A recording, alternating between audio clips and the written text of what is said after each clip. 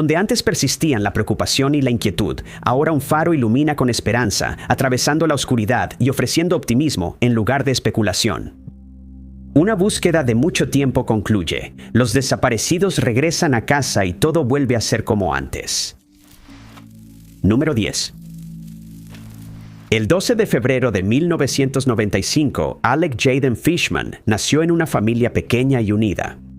Sería criado en Henderson, Nevada, y permaneció cercano a su familia incluso en la adultez. No se sabe mucho más sobre los antecedentes de Alec, y la siguiente parte de su historia de vida se retoma a finales de 2023, un momento en el que su amorosa familia, especialmente su madre, Tammy Haskett Anderson, se convertiría en su defensora más feroz cuando él desapareció misteriosamente. Alec, de 28 años, les dijo a sus padres que iría a Denver, Colorado, para visitar a unos amigos antes de dirigirse a San Francisco, California, para reunirse con una exnovia. La visitaría durante unas 3 semanas. El 27 de septiembre abordó un vuelo desde Las Vegas, Nevada, hacia Denver, donde tuvo una escala de 10 horas. Finalmente podría abordar el siguiente vuelo, que lo llevaría a San Francisco. Sin embargo, los planes se detendrían abruptamente cuando supuestamente le pidieron a Alec que abandonara la aeronave justo antes de que estuviera programada para salir. Según la seguridad de la aerolínea, hizo que otro pasajero se sintiera incómodo. En lugar de abordar un nuevo vuelo, él saldría del Aeropuerto Internacional de Denver en un Lyft. Luego, sería rastreado hasta el Hotel Econo Lodge, cerca de la Interestatal 70 en Aurora, Colorado. Él se registró en este hotel a las 2:13 am en la mañana del día 28. Un poco más de 8 horas después, a las 10:49 am, él salió del Hotel Econo y fue visto en las cámaras de vigilancia. Las cámaras de seguridad lo captaron saliendo del hotel a pie y desde ahí se perdió su rastro y ninguno de los familiares de Alec ha sabido de él desde entonces. Pasaron algunos días sin que Tammy supiera de su hijo y la preocupación empezó a crecer. Posteriormente, se presentó un reporte de persona desaparecida ante el Departamento de Policía Metropolitana de Las Vegas, lo que provocó una investigación inmediata. Los investigadores determinaron que el hombre desaparecido usó su teléfono celular por última vez el día que salió del Hotel Econo Lodge, aunque permaneció activo durante los siguientes 2 días, después de lo cual se presume que se quedó sin batería. La madre de Alex señaló que en el video se podía ver a un hombre no identificado caminando detrás de él. La policía creía que solo era otro huésped que se alojaba en el hotel y no tenía motivos para sospechar que estuviera involucrado en la desaparición. Tammy y su esposo Tim comenzaron a trabajar con una organización sin fines de lucro que ayudaba a familias como la suya a realizar búsquedas con la ayuda de perros. Llevaron a los perros rastreadores al Econo Lodge y uno de ellos los guió hasta un lago cercano. La perra se sentó al borde del lago, señalando que había detectado el rastro. Posteriormente, el Departamento de Bomberos de Denver envió buzos al lago, pero no encontraron ninguna evidencia de Alec ni de sus pertenencias en el agua. Otros 2 perros llevaron a los investigadores al mismo lugar, lo que provocó una segunda búsqueda, que tampoco arrojó resultados. El equipo concluyó posteriormente que Alec debió haber visitado el lago en algún momento durante su estancia en el hotel. Durante casi un mes antes, no hubo actualizaciones en el caso, pero la familia de Alec continuó abogando por él, difundiendo su historia tanto como fuera posible y haciendo varios llamados para obtener cualquier información que pudiera conducir a su paradero. Lo describieron como una persona de cabello castaño y ojos marrones, medía 1.68 metros y pesaba alrededor de 68 kilos en ese momento. También tenía bigote y barba, posiblemente una perilla, cuando desapareció. Alec también tenía varias señas particulares, incluyendo varios tatuajes. Josué 19 estaba tatuado en su antebrazo derecho y un barco en una botella adornaba su tobillo izquierdo. También tenía letras hebreas en el pecho y 2 peces en el hombro izquierdo. Fue visto por última vez usando una camisa negra, una sudadera con capucha color óxido y zapatos de lona grises con agujetas verdes. También llevaba una mochila verde. Curiosamente, el 23 de octubre la policía fue llevada a Oakland, California, donde el teléfono celular que pertenecía a Alec apareció inesperadamente. Esto estaba a unos 1.230 millas de donde se decía que lo habían visto por última vez. Fue gracias a esta pista que los investigadores encontraron algo más que realmente era alarmante. Supuestamente, había una persona viviendo en Oakland que se hacía pasar por Alec, pidiendo dinero a través de varias aplicaciones. La investigación en curso se compartió en redes sociales, incluyendo varias páginas de personas desaparecidas en Facebook, con la esperanza de que alguien proporcionara información. El caso permaneció inactivo durante los siguientes 4 meses, hasta que una revelación inesperada fue anunciada en el Facebook de Tammy el 26 de febrero de 2024. Alec había sido encontrado y estaba sano y salvo. La familia no reveló ningún detalle sobre dónde había estado el hombre desaparecido durante los últimos 4 meses. Sin embargo, lo que se ofreció fue una conmovedora fotografía de los miembros de la familia y de Alec Jaden Fishman, quien había estado desaparecido. Los seres queridos continuaron agradeciendo a la comunidad por difundir información sobre el caso, lo que finalmente llevó a su recuperación. Sin la ayuda de todos ustedes, puede que no nos hubiéramos reunido de nuevo. La concientización es de suma importancia cuando tienes a un ser querido desaparecido, dijeron citando sus palabras. Número 9. Melanie Ballinger, de 46 años, es residente de Wylie, Texas, y vive en la cuadra 100 de Parkwood Drive. Está casada con Daniel Ballinger y la pareja tiene 2 hijas pequeñas. Se decía que Melanie tenía una afección cardíaca por la que requería medicación constante. También tenía programada una cirugía de corazón para noviembre de 2024, un procedimiento médico necesario que su desaparición inesperada retrasaría. Los oficiales del Departamento de Policía de Wylie fueron llamados a la cuadra 100 de Parkwood Drive, donde se encontraron con Daniel en pánico. Él explicó que la noche del 3 de noviembre, un domingo, la pareja se estaba preparando para dormir y se fue a dormir. Melanie estaba acostada justo a su lado en su casa esa noche, pero cuando Daniel despertó, encontró que su esposa no estaba en su lado de la cama. Su cartera, su celular y su medicamento, que son fundamentales para su salud, quedaron en la mesita de noche. Alrededor de las 6:35 a.m. de ese lunes, los oficiales tomaron la declaración del hombre y se presentó un reporte de persona desaparecida. Los investigadores determinaron que Melanie fue vista por última vez alrededor de las 10 p.m. la noche anterior, cuando la pareja se fue a dormir. Todas sus pertenencias personales, incluido su vehículo, quedaron atrás. Las autoridades solo podían suponer lo que había sucedido después, pero fuera lo que fuera, Melanie estaba desaparecida y urgía encontrarla. En las primeras horas de la búsqueda, oficiales, investigadores, unidades caninas de búsqueda y helicópteros del Departamento de Seguridad Pública de Texas peinaron la zona. Se realizaron búsquedas terrestres y aéreas, pero no se pudo encontrar ningún rastro de la madre desaparecida. El 6 de noviembre, 3 días después de la última vez que se le vio, la policía publicó una actualización indicando que la búsqueda seguía activa y que ahora solicitaban al público cualquier información. Melanie fue descrita como una mujer de cabello negro y ojos cafés. En ese momento medía 1.70 metros y pesaba aproximadamente 61 kilos. No se sabía qué ropa llevaba puesta cuando salió de la casa. Los oficiales enfatizaron que la última vez que la vieron fue en su casa y pidieron a los vecinos y residentes que revisaran sus cámaras de vigilancia con la esperanza de encontrarla. Un día después, la situación se volvió aún más grave y el Departamento de Seguridad Pública de Texas emitió una alerta coordinada de rescate para adultos emitida por las autoridades, también conocida como Alerta Clear. Para ese momento, el radio de búsqueda se había expandido a varias áreas y las autoridades dependían de las pistas proporcionadas por el público. Los investigadores terminaron revisando horas de grabaciones de cámaras Ring mientras intentaban reconstruir el recorrido de Melanie. En un esfuerzo por crear más conciencia sobre el caso, se realizó una vigilia por la mujer desaparecida. La noticia se difundió por toda la comunidad y ahora todos estaban atentos.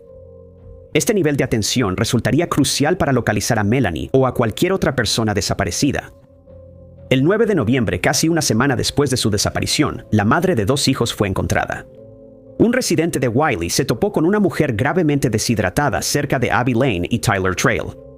El residente la reconoció de inmediato como la mujer desaparecida y contactó de inmediato al Departamento de Policía de Wylie. Melanie fue trasladada rápidamente a un hospital cercano para recibir tratamiento y desde entonces se ha reunido con su familia. Por el momento, no se han hecho públicos más detalles sobre su desaparición de una semana. La comunidad simplemente estaba feliz de que ella estuviera a salvo. Número 8. En la imagen está Mara Minot, una mujer de 29 años originaria de Kalamazoo, Michigan, quien es considerada excéntrica y reconocida como artista y activista local. Como lo sugieren su ropa vibrante y las cuentas y gemas que adornan su cabello, Mara es una figura colorida, inconfundible y difícil de pasar por alto. Sus habilidades artísticas no solo le ofrecieron un pasatiempo, sino también un negocio. Vendía sus obras por toda la ciudad, a menudo en forma de pulseras y collares, similares a los que se le puede ver usando en esta foto. Mara se graduó de la Universidad de Western Michigan con una maestría en Administración de Empresas, un logro del que estaba muy orgullosa. Aunque no se han revelado los detalles exactos, ella tenía un círculo cercano de amigos con quienes nunca perdía el contacto. Así que cuando dejaron de saber de ella en noviembre de 2025, se preocuparon comprensiblemente.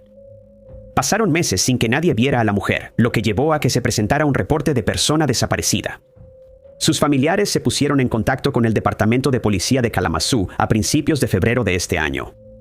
Según la información publicada, Mara fue vista por última vez en la calle Portage en Kalamazoo, aunque no se verificó la razón por la que estaba allí.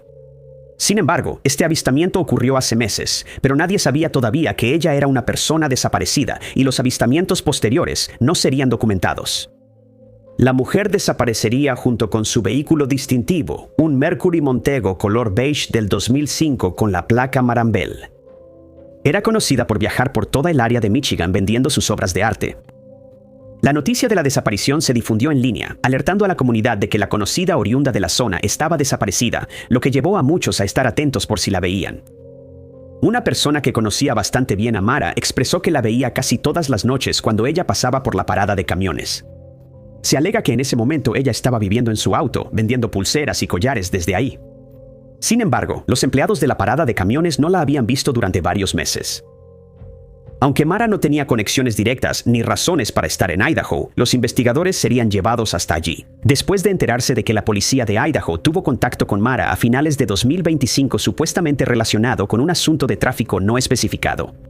En este punto, la policía no sospechaba de un acto criminal y la búsqueda del artista continuaba. Su familia se aseguró de que sus carteles no pasaran desapercibidos y compartió actualizaciones continuas en las redes sociales. En el momento en que Mara fue vista por última vez, se decía que estaba enfocando su negocio en apoyar a la comunidad de personas sin hogar, lo que llevó a los investigadores a revisar varios campamentos, ofreciendo una breve descripción de la mujer que medía 1.65 metros, vestía colores brillantes y tenía el cabello hasta los hombros. Varios días después de reportarla como desaparecida, finalmente se logró un avance, y fue exactamente lo que todos esperaban. Mara Minot fue encontrada sana y salva. Ella estaba en Columbia Británica, Canadá, por razones no confirmadas. No se han dado a conocer más detalles sobre su hallazgo. La familia ha expresado su agradecimiento a la comunidad, insistiendo en que la mujer desaparecida no está en peligro y no ha estado en peligro desde el principio del caso. Número 7. La historia de Lee Sun-seng no es un caso convencional de persona desaparecida. En su desaparición, Lee había sido capturado, liberado y comenzó una vida completamente nueva, creyendo que la anterior ya había quedado atrás. Todo comenzó en 1950, el caso de Lee, cuando inició la Guerra de Corea entre la República Popular Democrática de Corea y la República de Corea. El conflicto alcanzó proporciones internacionales en junio de ese año, después de que Corea del Norte, provista de las ventajas necesarias por la Unión Soviética, invadió el sur. Lee Sun-seng, un residente surcoreano, fue uno de los miles de hombres lanzados a la batalla. Durante los siguientes 3 años, la guerra continuó con furia y muchos soldados de ambos bandos fueron capturados por sus enemigos o desaparecieron de otras maneras. Era 1953, apenas 2 días antes de que se firmara el armisticio, cuando Lee sería capturado por Corea del Norte, convirtiéndose en prisionero de guerra, un destino del que pudo haber escapado en solo 2 días si no lo hubieran capturado. A pesar de que la guerra había terminado, muchos de los que fueron hechos prisioneros por cualquiera de los bandos permanecerían bajo custodia. Entre los prisioneros de guerra de Corea del Norte estaba Lee, quien fue obligado a trabajar en las implacables minas de carbón de Aoji. Durante los 3 años que permaneció cautivo, Lee comenzó lentamente a perder la esperanza de regresar algún día a casa y de volver a ver a su esposa. Supuestamente, incluso le hicieron creer que su amada esposa ya no estaba viva. Por su parte, Kim Jun-hee también creyó que su esposo había tenido un final desafortunado, pero mantuvo la esperanza de que su esposo, desaparecido en combate, algún día regresaría. Durante las siguientes 5 décadas, su amado compañero permaneció ausente de Corea del Sur. Durante este periodo, hubo revelaciones de soldados que se habían perdido y que regresaron a casa, siendo identificados por sus familiares y amigos. Esto alimentaba la esperanza de Kim de que algún día fuera Lee. En 2004 esa esperanza daría frutos. Fue ese año, en agosto, cuando Kim contestó su teléfono. La llamada venía de algún lugar de Corea del Norte y de inmediato pensó que podría ser alguien tratando de estafarla por dinero. Había estado recibiendo ese tipo de llamadas durante los últimos años hasta ese momento, pero esta vez fue diferente. Del otro lado de la línea, una voz la estremeció profundamente. Era la voz de su esposo desaparecido desde hacía mucho tiempo. Le explicó que todavía estaba vivo y que pensaba que ella había fallecido hace mucho tiempo. Ese mismo año, un corredor, un contrabandista que transporta personas hacia y desde Corea del Norte, contactó a Lee y le dijo que su esposa en realidad estaba viva y que debía ponerse en contacto con ella por razones económicas. Sin embargo, a Lee no le importaba el dinero. Él quería recuperar su vida anterior, así que la llamó. La pareja, separada por mucho tiempo, acordó reunirse y cuando lo hicieron, ninguno de los dos pudo siquiera reconocer al otro. Lee ya se acercaba a los 80 años. Era delgado y caminaba tambaleándose. Kim solo pudo reconocerlo por su nariz y su voz. En contraste, Lee también se sorprendió al ver que su esposa estaba bien alimentada, ya que le habían hecho creer con la propaganda que los surcoreanos se estaban muriendo de hambre, lo que había alimentado la creencia de que ella ya no estaba viva. La pareja se abrazó y lloró de alegría. Durante varios años, el soldado había estado desaparecido, pero vivía en Corea del Norte, ya que había sido liberado, formado una nueva familia y se había vuelto a casar.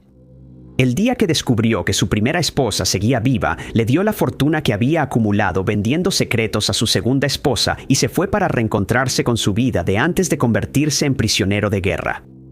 El dinero que dejó fue suficiente para comprar una casa pequeña. Lee no habló de su pasado después de eso. Ahora soy feliz. Eres mi esposa, le dijo a Kim. Número 6. No se sabe mucho sobre los antecedentes de Linda Ward, una mujer que vive en Michigan y trabajó en Art Van. Linda tenía 44 años en 2025 y es dueña de 2 perros husky, Benji y Coco. También se sabía que conducía un Ford Escape plateado modelo 2019 con la placa de Michigan EQG0213. Las 2 últimas características en su breve descripción estarían presentes en su desaparición del 11 de diciembre de 2025. Fue alrededor de las 8:50 p.m. de esa noche cuando Linda fue vista por última vez saliendo de un establecimiento conocido como el bar Whiskey in the Jar, usando un abrigo tejido color crema y una bufanda multicolor, un elemento inconfundible. Ella estaba en compañía de Benji y Coco, y según los informes, fue vista subiendo a su Ford Escape plateado con ellos antes de irse a un lugar desconocido. Pasaron 3 días, y la familia empezaba a preocuparse. No habían tenido noticias de Linda en varios días. El 14 de diciembre la reportaron como desaparecida ante el Departamento de Policía de Hamtramck, que difundió la noticia. Se sugirió que en el momento en que desapareció, ella estaba viviendo en su vehículo. Cuando las descripciones inundaron las redes sociales y se hicieron de conocimiento público, empezaron a llegar pistas. El hermano de Linda le dijo a Fox 2 News que el perro de su hermana desaparecida había sido visto, supuestamente en las zonas de East Grand Boulevard y Charlevoix, en Detroit. Esta información le fue proporcionada a la familia el día 15, 4 días después de la última vez que se vio a la mujer. Benji y Coco más tarde serían encontrados sanos y salvos. La investigación continuó, pero la policía no pudo encontrar pruebas ni motivos para sospechar de un delito. La familia de Linda difundió su historia en línea a través de varios foros, incluyendo Facebook e Instagram, proporcionando fotos, descripciones, líneas de contacto y cualquier actualización posterior. El caso de la mujer desaparecida se actualizaría a persona en peligro, sin pistas que sugirieran su paradero, aunque aún no tenían razones para sospechar que algo siniestro estuviera ocurriendo aquí. Entonces, aparentemente de la nada, el Departamento de Policía de Hamtramck publicó una actualización. Linda Ward había sido localizada y fue encontrada el 18 de diciembre a las 8:30 p.m. La familia fue notificada y se anunció que la mujer y sus 2 huskies estaban a salvo. Se expresó agradecimiento a la comunidad que brindó la ayuda tan necesaria durante la búsqueda. No se han ofrecido más detalles sobre el caso y la familia ha solicitado privacidad en adelante. Número 5. Sydney Márquez, una residente de El Paso, valoraba mucho su título universitario. Ella dedicó gran parte de su tiempo a obtener su título en neurociencia en Texas A&M, un logro increíble a tan solo 24 años. En 2024, Sydney recibió un diagnóstico inesperado. Le sugirieron que tenía esquizofrenia, una condición que requería medicación constante.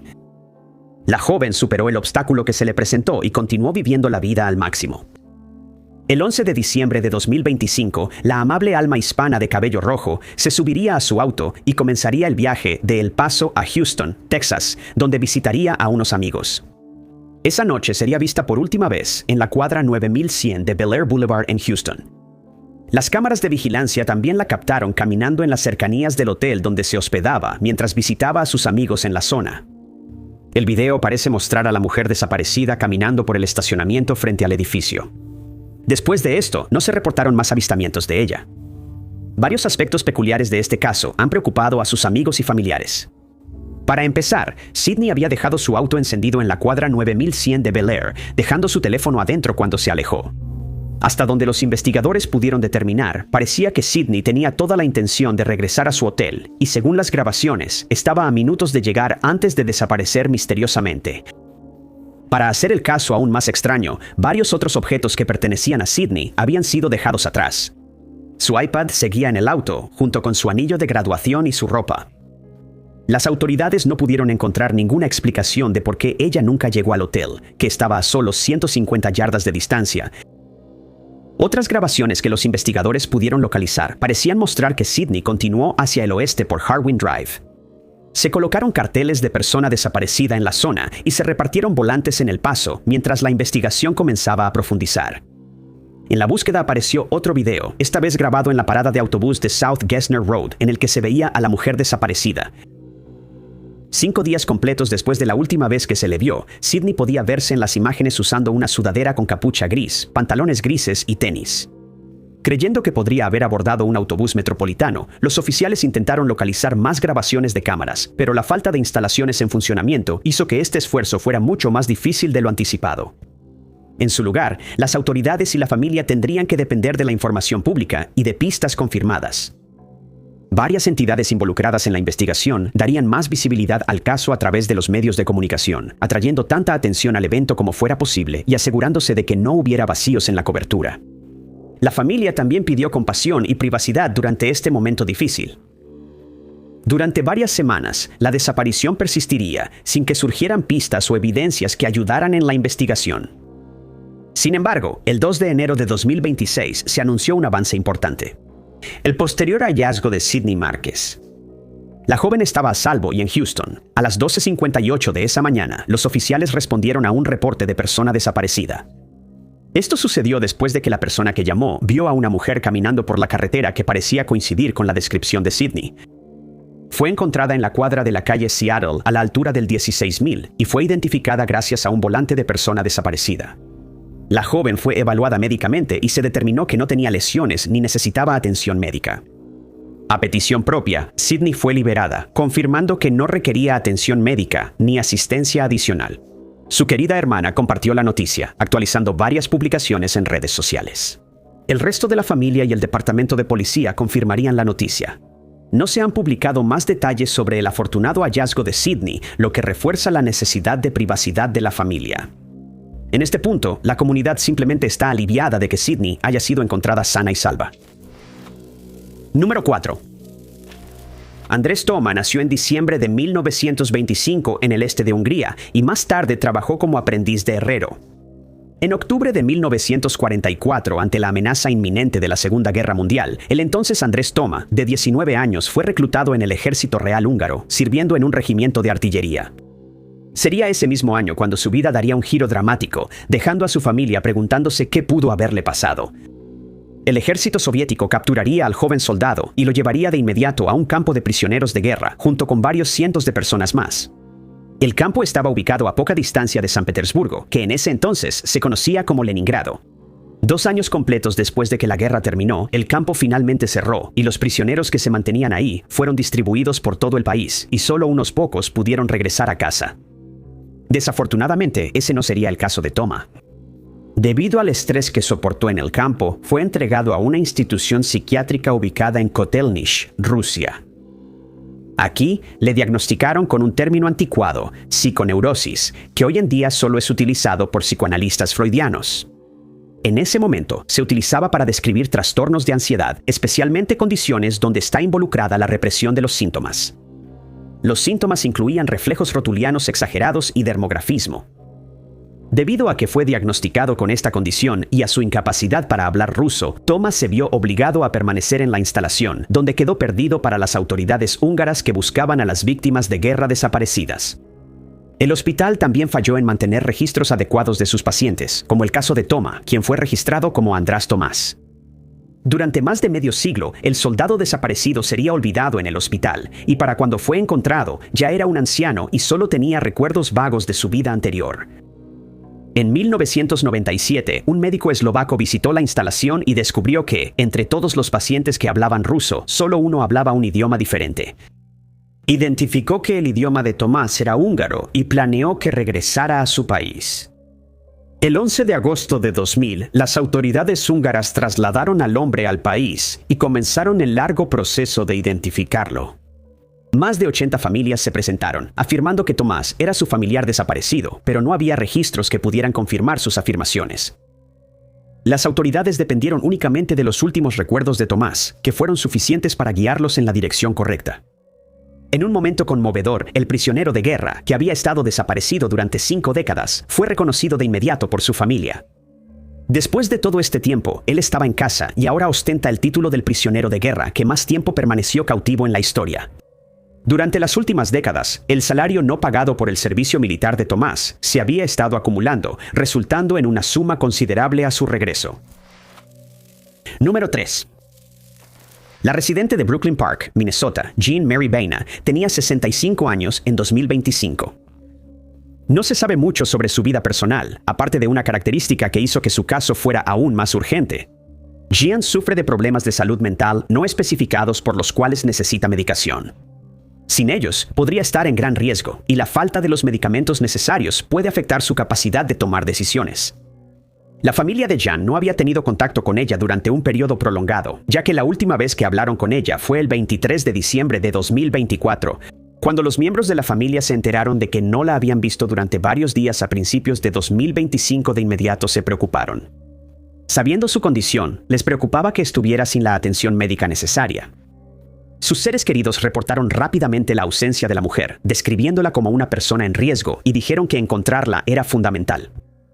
Pronto se determinó que Jean fue vista por última vez esperando en una parada de autobús cerca de Saint Avenue North y Oak Grove Parkway el 15 de enero de 2025.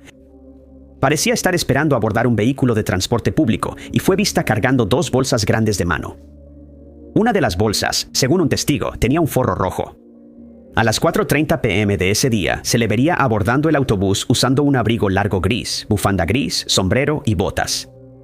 Se determinó que Jean, de hecho, no tenía su medicamento con ella cuando desapareció, lo que obligó a que su caso se tratara con la máxima urgencia.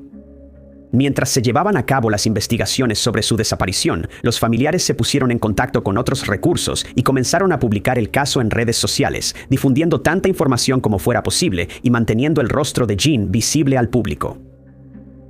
El Jacob Wetterling Resource Center publicó un volante de persona desaparecida de Jean en su página de Facebook, junto con una descripción de la mujer. La publicación generaría avistamientos adicionales de ella, incluyendo uno captado por la cámara de timbre Ring.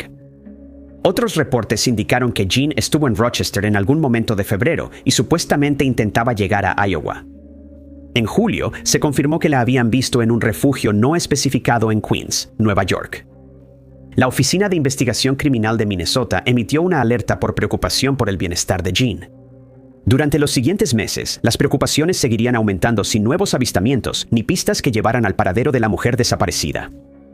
Dada la falta de información, fue una sorpresa que la BCA retirara la alerta que había emitido y confirmara que Jean ya no era una persona desaparecida. El 19 de septiembre de 2025 se difundió la noticia de que había sido encontrada a salvo y estaba en contacto con las autoridades. Había sido encontrada ese día en la patrulla fronteriza de Champlin, Nueva York. Jean aún no ha contactado a su familia, lo cual no es inusual, ya que no había hablado con ellos durante bastante tiempo antes de su desaparición. Aunque no han tenido noticias de ella, el estado de Jean en el sistema indica que está a salvo. Las alertas han sido levantadas y ella ha sido retirada de la lista de personas desaparecidas en peligro. Número 2. Savannah Janai Speaker, de 25 años, es descrita como de cabello castaño y ojos marrones. Ella mide 1.57 metros y pesa 54 kilos. No se sabe mucho más sobre los antecedentes de Savannah, aparte de la declaración de su madre de que ella requiere medicación constante por problemas de salud mental no especificados. Aunque no es inusual que una mujer adulta pase algunos días sin hablar con sus padres, este caso era diferente. La residente de Midland, Michigan, estaba en contacto constante con su madre. Según sus padres, Savannah no se había presentado a trabajar en varios días y no había contactado a familiares ni amigos, lo cual era motivo de preocupación. Un video hecho por su madre fue publicado en redes sociales, explicando que el padre es su tutor legal durante este tiempo y que ella podría necesitar atención médica. En ese momento, nadie sabía con quién podría estar la mujer desaparecida ni a dónde planeaba ir. También expresó que 1 año y medio antes de este incidente, la mujer desaparecida se habría perdido, adentrándose en lo profundo del desierto si no hubieran tenido su ubicación. Alarmantemente, para cuando la familia fue notificada de la desaparición, la ubicación de su celular ya estaba desactivada o se le había acabado la batería. Supuestamente, Savannah experimentaba episodios relacionados con su condición mental y fue descrita como vulnerable durante esos momentos. Fue vista por última vez el 29 de mayo de 2025 en Midland, conduciendo su Chevy Impala negro modelo 2009. Supuestamente, le dijo a una amiga que quería visitar Carolina del Norte justo antes de desaparecer. El caso llamó la atención de la Aware Foundation of Virginia, que creó un cartel de persona desaparecida con la esperanza de que alguien la reconociera. Después de la petición de ayuda en TikTok, se reportó un avistamiento de Savannah. La persona que llamó afirmó haber visto a la mujer desaparecida conduciendo su Impala por Nuevo México el 4 de junio. Otro avistamiento sugería que ella estaba en Arkansas el 5 de junio, varios días después de perder contacto con sus seres queridos. Pero los avistamientos sirvieron como una chispa de esperanza y al final jugarían un papel clave para resolver el misterio. 6 días después de este último avistamiento reportado, se haría una revelación inesperada. Savannah Jenai Speaker había sido localizada, ilesa y a salvo. No se presentó información adicional después del descubrimiento del 11 de junio. La familia, muy feliz por el regreso seguro de su ser querido, ha pedido privacidad mientras dan los siguientes pasos tras esta preocupante desaparición. Número 1. Joven Ton vivía una vida tranquila con su familia en la aldea de Tre Kem, en la provincia de Quang Ngai, Vietnam, en el distrito de Te Tra. Cuando la guerra de Vietnam llegó al país, Don lucharía junto al ejército. La guerra comenzó en 1954, un conflicto que enfrentó al gobierno comunista de Vietnam y al Viet Cong contra Estados Unidos. Fue una manifestación de la Guerra Fría entre Estados Unidos y la Unión Soviética. 3 años antes de que terminara la guerra, el pueblo de Don en Te Tra sería destruido. El ejército de Estados Unidos había descendido sobre la región con armas de destrucción masiva en 1972. Don, sin embargo, pudo escapar de la tragedia y junto con su hijo corrió hacia la selva cercana, pensando que su familia ya no estaba viva. El hombre corrió profundamente entre el follaje, huyendo hacia el corazón de la selva, donde él y su hijo Lang nunca serían descubiertos. Durante los siguientes 3 años, ambos construirían una casa en un árbol y vivirían sin ser molestados en la selva. Cuando la guerra finalmente terminó, Don y su hijo permanecieron vigilantes. Dado que no tenían contacto con el resto del mundo, no estaban informados de la conclusión del conflicto. Tenían la impresión de que el caos aún reinaba y tenían demasiado miedo para salir. Sin que el padre y el hijo lo supieran, algunos miembros de la familia habían sobrevivido al conflicto y los habían estado buscando durante los últimos 41 años. En 2013, unos madereros encontraron a los hombres que vivían en la casa del árbol y contactaron a las autoridades locales. Posteriormente, Tree, el otro hijo de Don, se enteraría de esto y saldría a buscarlos. Finalmente, los encontró. Lang reconoció a su hermano y lo aceptó de inmediato, mientras que un escéptico Tan no podía concebir esa posibilidad. Sin embargo, con el tiempo, se convenció de que la guerra de Vietnam había terminado y que podían regresar a la civilización moderna. Con cierta renuencia, los dos salieron, obligados a dejar la selva por el deterioro de la salud de Ton. Para cuando fueron reintegrados a la sociedad y se reunieron con los familiares que seguían vivos, Lang tenía 42 años y su padre tenía poco más de 80 años. Había nuevos sonidos en el mundo, nuevas rutinas y pocos conflictos. La vida moderna era muy diferente de la vida salvaje a la que estaban acostumbrados. La historia de Don y Lang fue una de supervivencia y compromiso, y sirvió como un testimonio de perseverancia. Tree nunca dejó de buscar a su padre y a su hermano perdido, una esperanza que daría frutos de la mejor manera.